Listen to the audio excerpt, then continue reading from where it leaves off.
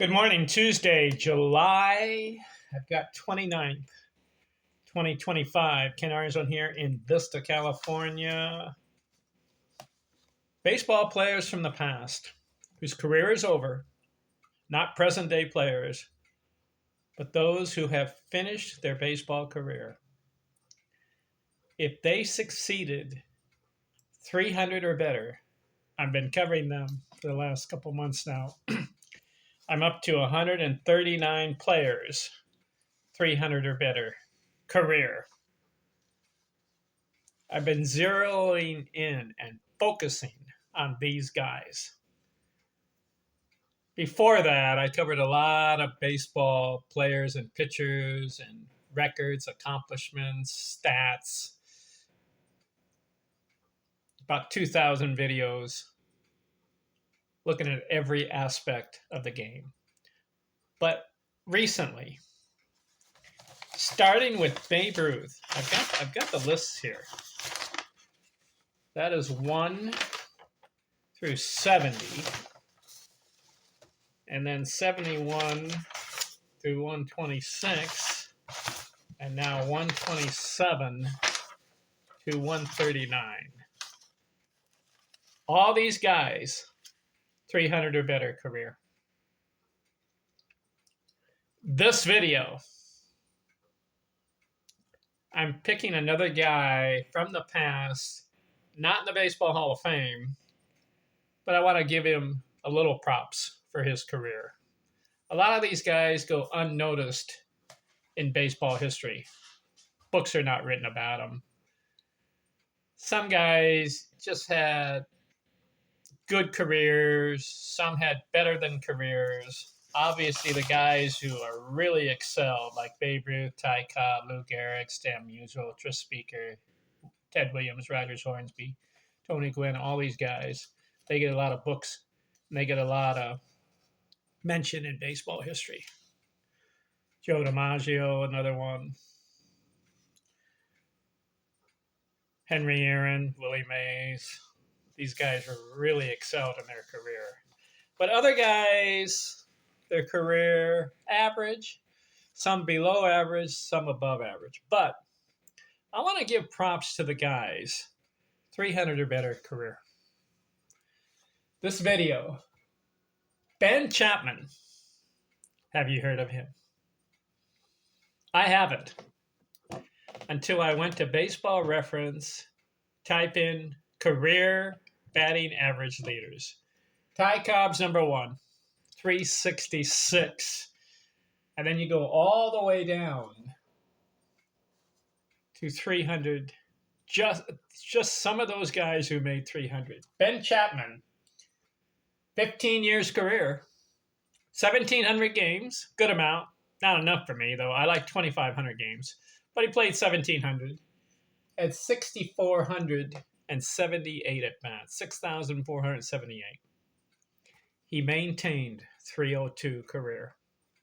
So I'm going to give him a mention. Let's look at his career. How did he do it? Anything stand out? Let's look at it. 1930, he's 21 years old. Played 138 games as a rookie. 162 hits, bats 316. How about that? In your rookie season, you can bat 300. That's a good accomplishment. Especially if he's 21 years old, too. That's young. So his second year, plays a little bit more. He scores 120 runs in 149 games. He's playing for the New York Yankees. 1931. That's the team. Ruth. Babe Ruth's playing. Lou Gehrig's on that team. Ben Chapman gets 600 at bats, 120 runs scored. Why did he score so many runs? Well, he got on base, and the guys who are knocking him in are Ruth and Gehrig. 189 hits. Good showing.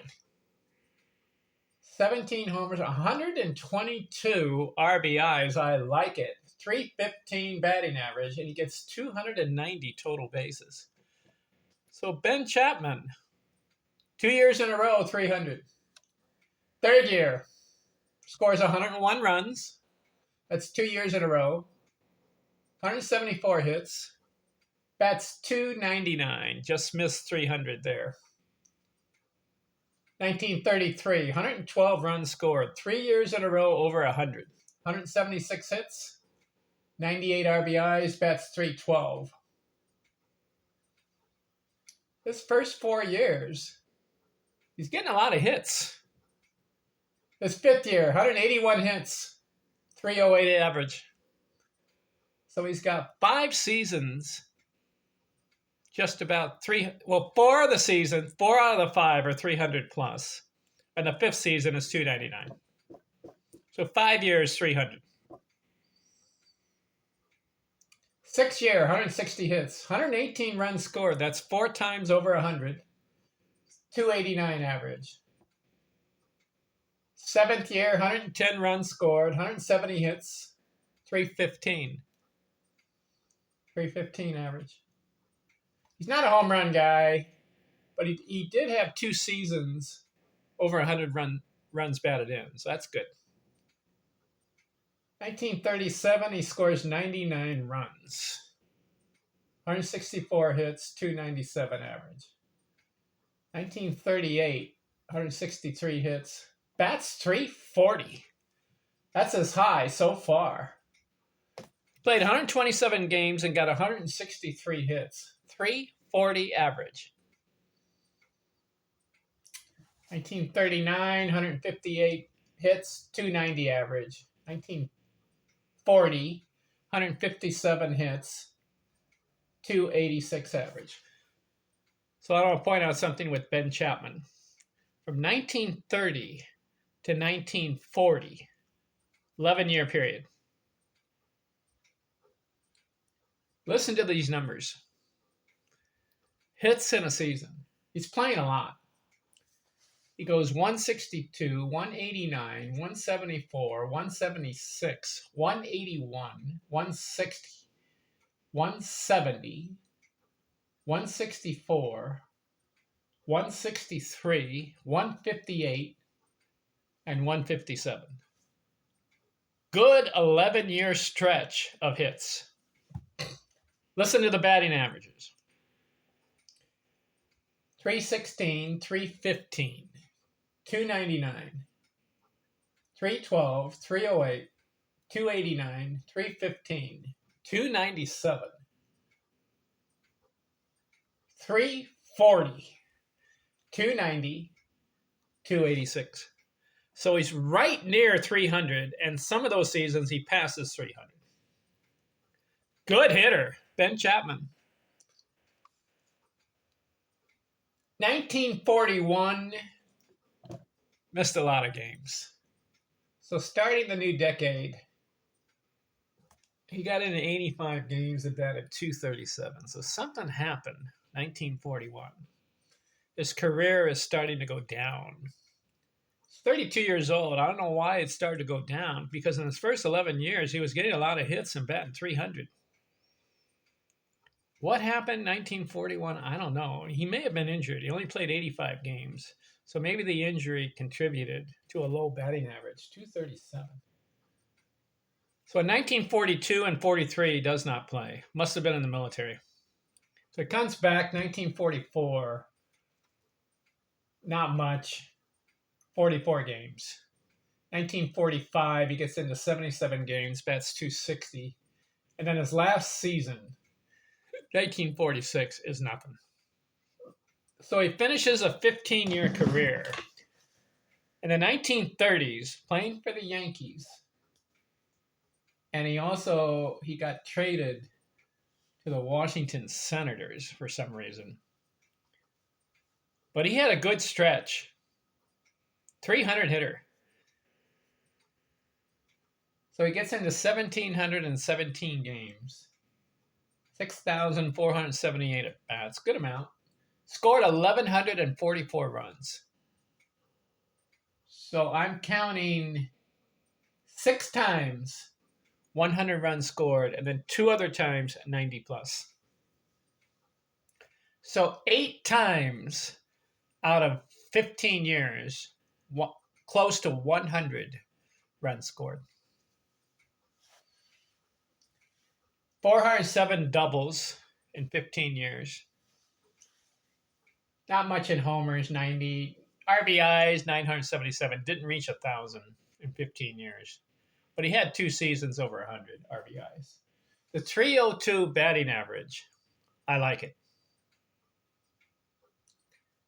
2,849 total bases. So I want to make mention of Ben Chapman in baseball history. 302 career batting average. He gets on my YouTube channel. Way to go, Ben. Too bad his career kind of went down in the 1940s. That World War II era, 1941 through 1945, I think affected a lot of players as far as their baseball accomplishments. It would have been interesting to, let's say, Babe Ruth and Lou Gehrig, Henry Aaron and Willie Mays, Ty Cobb, Tris Speaker, George Sisler. Let's say all of these guys had to play through let's say they played in the 1940s, 41 through 45, the World War II era. Would their stats have been affected, and would their play been affected by World War II? I think a lot of guys who actually had to go through those war years, and they served in the military, Joe DiMaggio, Ted Williams, Bob Feller, Hank Greenberg, you could see that a lot of those guys were in their prime. They didn't get the stats for those years, but they proved that they were still good hitters because when they came back, they performed.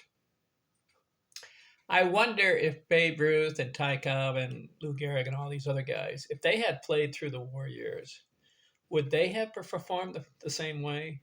Probably. They were that good of baseball players, but their stats would have been affected. If Babe Ruth served in the military, let's say he's playing in 1941 through 1945, and he's in his prime, like Joe DiMaggio and Ted Williams were, and let's say he missed 3 years, would he have gotten to 714 homers, 2,000 RBIs? Same with Henry Aaron. Would he have gotten to 755 homers if he had missed 3 or 4 years of prime baseball? If he had played in that era. Interesting. Ted Williams and Joe DiMaggio, they missed their prime years. Yet Ted Williams still ended up with 521 homers. How about that? Joe DiMaggio ended up with 361 homers. All right, Ben Chapman, we're done with him. Again, I want to focus on 300 or better career batting average for guys. Who's next? Their career has to be over. Oh, I'm looking right now. Here's a guy that's interesting. Pedro Guerrero. Have you heard of him? I watched him play on TV. He played for the Dodgers, and then he played for the St. Louis Cardinals. You know what Pedro Guerrero did? 15 years, 1,500 games, 300 career batting average. I want to look at Pedro Guerrero next. Interesting character. I'm out.